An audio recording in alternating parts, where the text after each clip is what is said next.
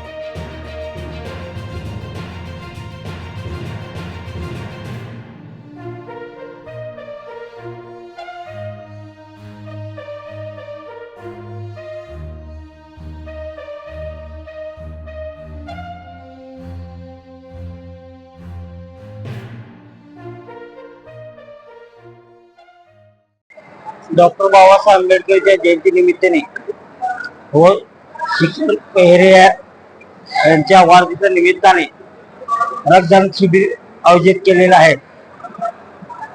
तरी रक्तदान शिबिर घेण्यात आम्हाला प्रोत्साहन मिळालं आहे। दरवर्षी 5 वर्ष झालं आम्ही ही करत आहे कार्यक्रम रक्तदान शिबिराचा। पूज्य डॉक्टर बाबासाहेब आंबेडकर यांच्या जयंतीचा औचित्य साधून तसेच आमचे मार्गदर्शक किंवा उद्योजक श्री शिखर पहारिया यांच्या वाढदिवसाचं औचित्य साधून आज श्रावस्ती तरुण मंडळाने आज रक्तदानाचा कार्यक्रमाचा आयोजन केलेलं आहे। मोठ्या प्रमाणात तरुण वर्ग इथे रक्तदान करत आहे।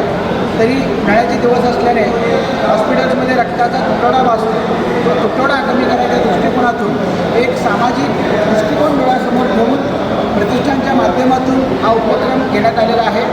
तरी कोल्हापूर शहरातील इतर लोकांनी या उपक्रमामध्ये सहभागी व्हावं अशी मी विनंती करतो।